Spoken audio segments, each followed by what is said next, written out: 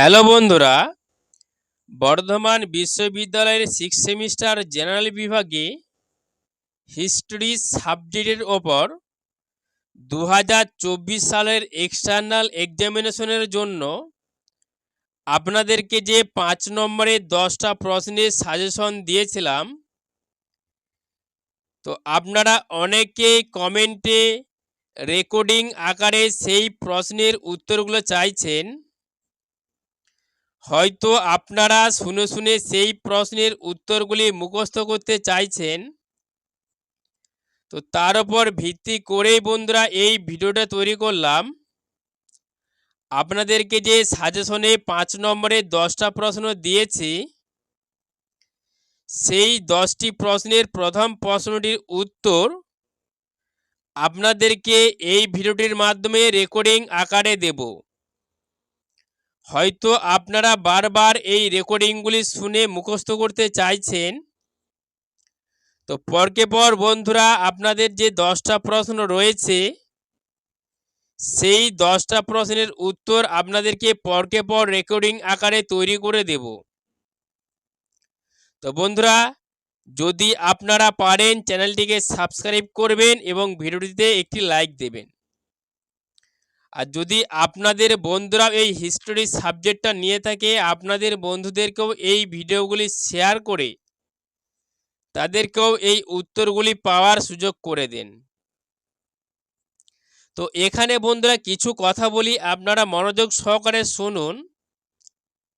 আপনাদেরকে যে রেকর্ডিং তৈরি করে ভিডিওটা আপনাদেরকে দেব, আপনারা কিভাবে রেকর্ডিংগুলি শুনবেন, হয়তো আপনাদের সময়ের অভাবে আপনারা পড়তে পারছেন না, কিংবা আপনারা কোনো কাজে নিযুক্ত আছেন। তো কিভাবে আপনারা রেকর্ডিংগুলো শুনবেন এবং কিভাবে আপনাদের মুখস্থ হবে সেই সম্পর্কে একটু বলি। আমি যেভাবে আপনাদেরকে বলবো ওইভাবে রেকর্ডিংগুলি শুনবেন, তাহলে কিন্তু আপনাদের মুখস্থ হয়ে যাবে। আপনারা হয়তো কোথাও যাচ্ছেন কিংবা বাড়ির কাজ করছেন, আপনারা কানে হেডফোন দিয়ে কিংবা অন্য কোনো ব্লুটুথ হেডফোন দিয়ে আপনারা কানেকশন করে কিন্তু রেকর্ডিংগুলো বারবার শুনতে পারেন। তাহলেই কিন্তু আপনাদের মুখস্থ হয়ে যাবে। তো যতটা সম্ভব বন্ধুরা আমি একটা লাইন 2-3 বার বলার চেষ্টা করব। আপনারা 2 থেকে 3 বার রেকর্ডিংগুলি শুনবেন, তাহলেই কিন্তু আপনাদের মুখস্থ হয়ে যাবে। তো এটা বন্ধুরা তৈরি করছি, আপনারা বারবার কমেন্টে রেকর্ডিং আকারে প্রশ্নের উত্তরগুলো তৈরি করতে বলছেন। তো তার উপর ভিত্তি করেই কিন্তু এটা তৈরি করলাম। যদি বন্ধুরা ভালো ভিউ হয়, তাহলে কিন্তু রেকর্ডিং আকারে এই প্রশ্নের উত্তরগুলো তৈরি করে দেব। তো এখানে দেখুন, আপনাদের যে 10টা প্রশ্ন সাজেশন দিয়েছিলাম, প্রথম যে প্রশ্নটা ছিল 1789 খ্রিস্টাব্দে ফরাসি বিপ্লবের অর্থনৈতিক কারণগুলি কী ছিল, এই প্রশ্নটা আপনাদের প্রথমে ছিল। তো এই ভিডিওটির মাধ্যমে বন্ধুরা প্রথম প্রশ্নটি আপনাদের রেকর্ডিং আকারে তৈরি করে দেব। তার পরবর্তী ভিডিওটির মাধ্যমে দ্বিতীয় প্রশ্নটা দেব। এইভাবে 10টি প্রশ্নের উত্তর আপনাদেরকে রেকর্ডিং আকারে তৈরি করে দেব।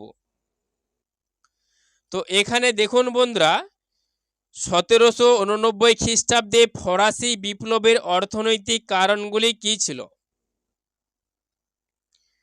1789 খ্রিস্টাব্দে ফরাসি বিপ্লবের অর্থনৈতিক কারণগুলি কী ছিল। বিপ্লবের পূর্বে ফ্রান্সে বিভিন্ন সম্প্রদায়ের মধ্যে এক দারুণ বৈষম্য গড়ে উঠেছিল। 1789 খ্রিস্টাব্দে ফরাসি বিপ্লবের পূর্বে ফ্রান্সে বিভিন্ন সম্প্রদায়ের মধ্যে এক দারুণ বৈষম্য গড়ে উঠেছিল। ফরাসি সমাজ প্রধানত অধিকারভোগী ও অধিকারহীন এই দুই শ্রেণীতে বিভক্ত ছিল। ফরাসি সমাজ প্রধানত অধিকারভোগী ও অধিকারহীন এই দুই শ্রেণীতে বিভক্ত ছিল।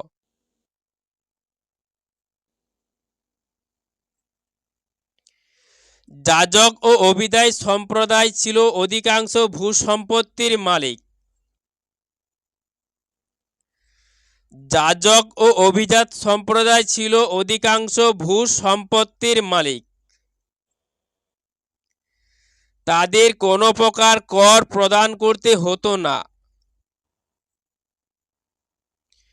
তাদের কোনো প্রকার কর প্রদান করতে হতো না। সমস্ত করভার বহন করতে হতো নিম্ন সম্প্রদায়ভুক্ত কৃষক মজুর কারিগরদের। সমস্ত করভার বহন করতে হতো নিম্ন সম্প্রদায়ভুক্ত কৃষক মজুর কারিগরদের। একদিকে কর ধার্যের বৈষম্য, অন্যদিকে কর সংগ্রহের কঠোরতা। একদিকে কর ধার্যের বৈষম্য, অন্যদিকে কর সংগ্রহের কঠোরতা।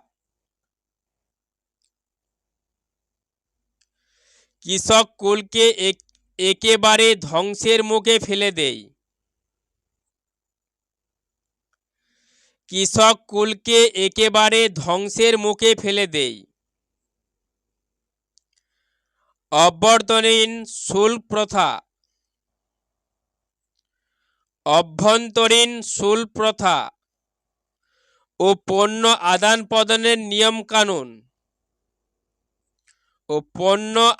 প্রদানের নিয়ম কানুন।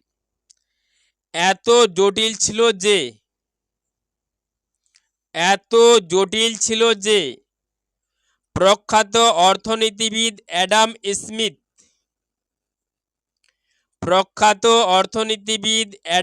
স্মিথ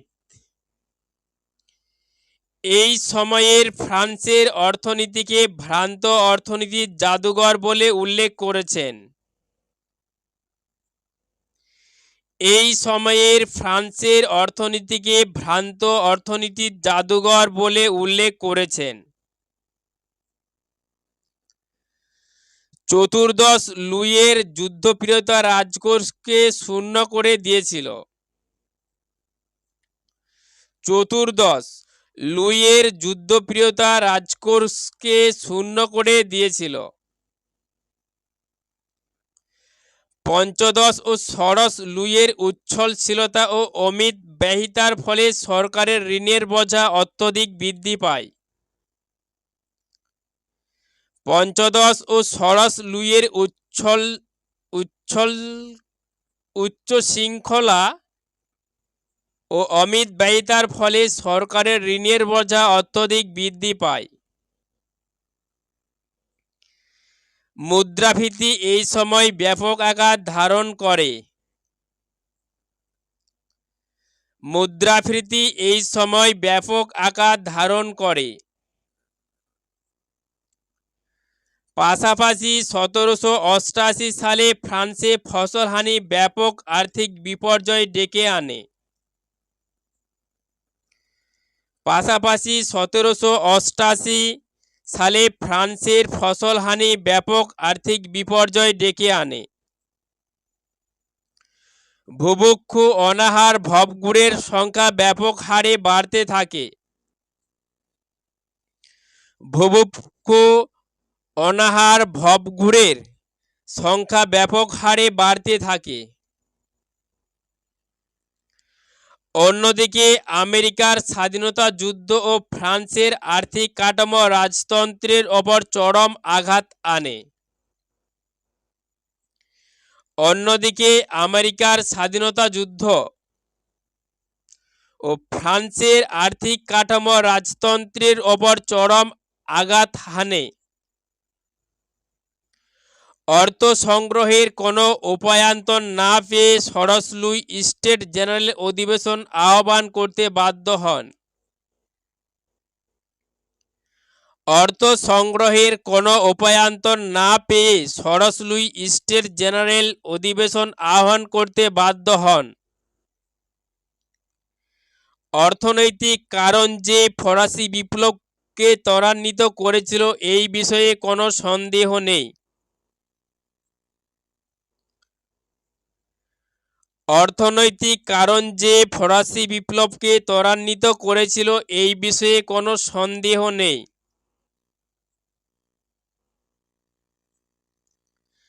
আবারও একবার বলছি বন্ধুরা, আপনারা আবার শুনবেন, দুবার থেকে তিনবার শুনবেন।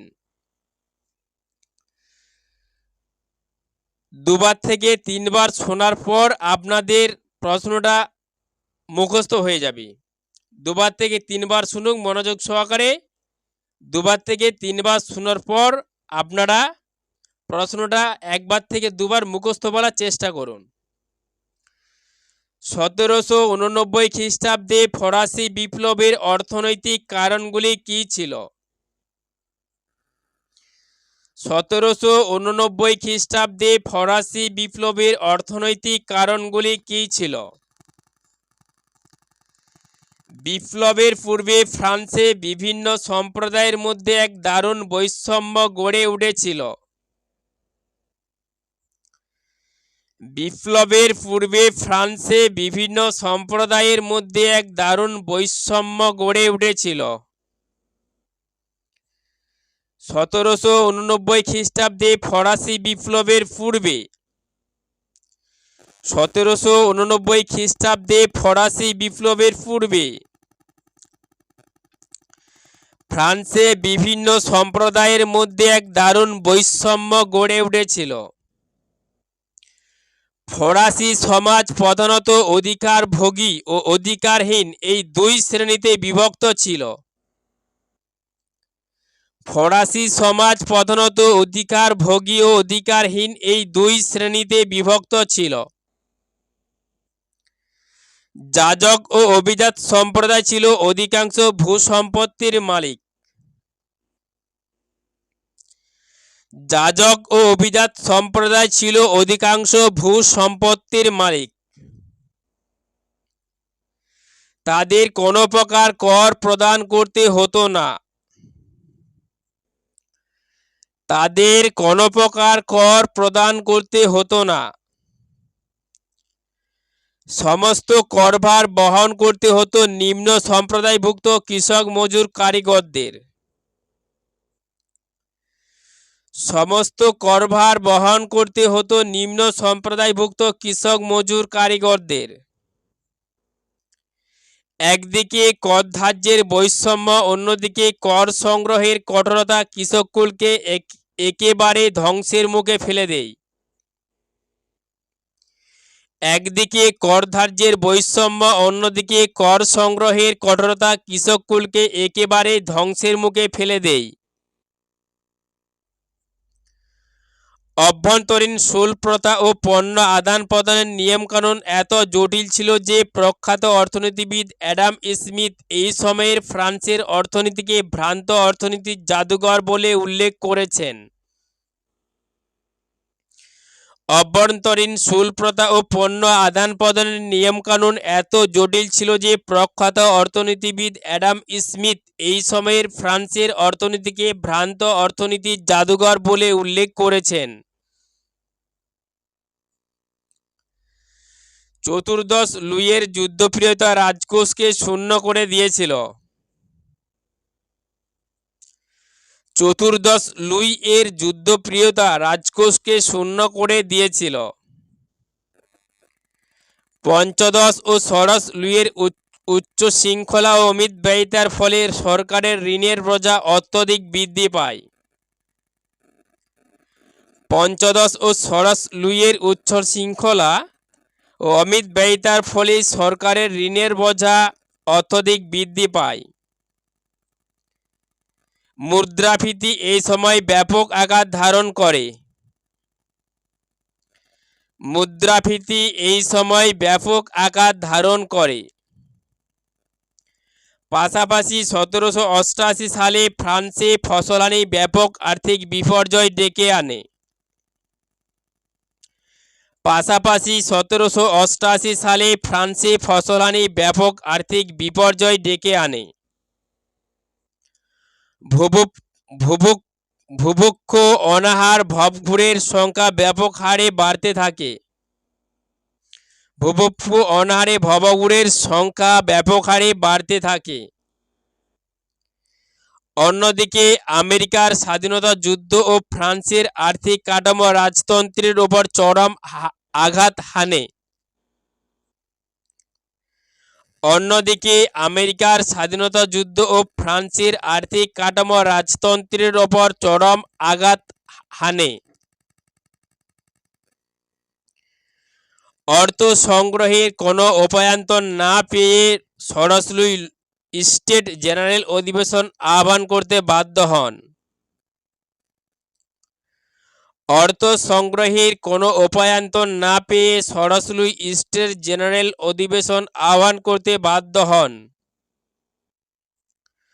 অর্থনৈতিক কারণ যে ফরাসি বিপ্লবকে ত্বরান্বিত করেছিল এই বিষয়ে কোনো সন্দেহ নেই। অর্থনৈতিক কারণ যে ফরাসি বিপ্লবকে ত্বরান্বিত করেছিল এই বিষয়ে কোনো সন্দেহ নেই। চলুন বন্ধুরা আবার একবার পড়ে দিচ্ছি। 1789 খ্রিস্টাব্দে ফরাসি বিপ্লবের অর্থনৈতিক কারণগুলি কী ছিল? 1789 খ্রিস্টাব্দে ফরাসি বিপ্লবের অর্থনৈতিক কারণগুলি কী ছিল? বিপ্লবের পূর্বে ফ্রান্সে বিভিন্ন সম্প্রদায়ের মধ্যে এক দারুণ বৈষম্য গড়ে উঠেছিল। ফরাসি সমাজ প্রধানত অধিকারভোগী ও অধিকারহীন এই দুই শ্রেণীতে বিভক্ত ছিল। যাজক ও অভিদায় সম্প্রদায় ছিল অধিকাংশ ভূসম্পত্তির মালিক। তাদের কোনো প্রকার কর প্রদান করতে হতো না। সমস্ত করভার বহন করতে হতো নিম্ন সম্প্রদায়ভুক্ত কৃষক মজুর কারিগরদের। একদিকে কর ধার্যের বৈষম্য, অন্যদিকে কর সংগ্রহের কঠোরতা কৃষককুলকে একেবারে ধ্বংসের মুখে ফেলে দেয়। বিপ্লবের পূর্বে ফ্রান্সে বিভিন্ন সম্প্রদায়ের মধ্যে এক দারুণ বৈষম্য গড়ে উঠেছিল। ফরাসি সমাজ প্রধানত অধিকারভোগী ও অধিকারহীন এই দুই শ্রেণীতে বিভক্ত ছিল। যাজক ও অভিদায় সম্প্রদায় ছিল অধিকাংশ ভূসম্পত্তির মালিক। তাদের কোনো প্রকার কর প্রদান করতে হতো না। সমস্ত করভার বহন করতে হতো নিম্ন সম্প্রদায়ভুক্ত কৃষক মজুর কারিগরদের। একদিকে কর ধার্যের বৈষম্য, অন্যদিকে কর সংগ্রহের কঠোরতা কৃষককুলকে একেবারে ধ্বংসের মুখে ফেলে দেয়। অভ্যন্তরীণ শুল্ক প্রথা ও পণ্য আদান প্রদানের নিয়মকানুন এত জটিল ছিল যে প্রখ্যাত অর্থনীতিবিদ অ্যাডাম স্মিথ এই সময়ের ফ্রান্সের অর্থনীতিকে ভ্রান্ত অর্থনীতির জাদুঘর বলে উল্লেখ করেছেন। চতুর্দশ লুইয়ের যুদ্ধপ্রিয়তা রাজকোষকে শূন্য করে দিয়েছিল। পঞ্চদশ ও ষোড়শ লুইয়ের উচ্চ শৃঙ্খলতা ও অমিত ব্যয়িতার ফলে সরকারের ঋণের বোঝা অত্যধিক বৃদ্ধি পায়। মুদ্রাস্ফীতি এই সময় ব্যাপক আকার ধারণ করে। পাশাপাশি 1788 সালে ফ্রান্সে ফসলহানি ব্যাপক আর্থিক বিপর্যয় ডেকে আনে।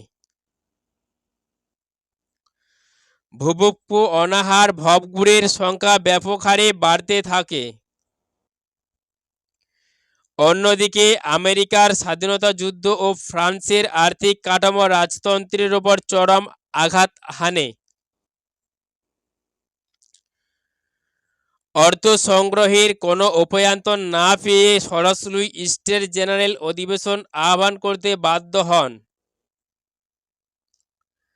অর্থনৈতিক কারণ যে ফরাসি বিপ্লবকে ত্বরান্বিত করেছিল এই বিষয়ে কোনো সন্দেহ নেই।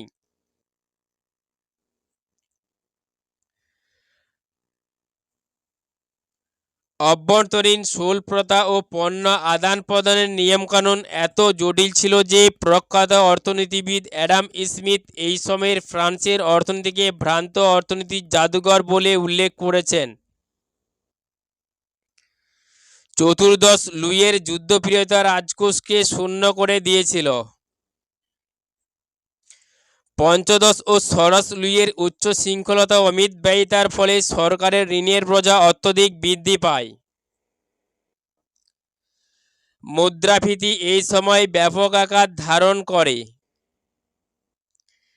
পাশাপাশি 1788 সালে ফ্রান্সে ফসলানি ব্যাপক আর্থিক বিপর্যয় ডেকে আনে। বুভুক্ষ অনাহার ভবঘুরের সংখ্যা ব্যাপক হারে বাড়তে থাকে।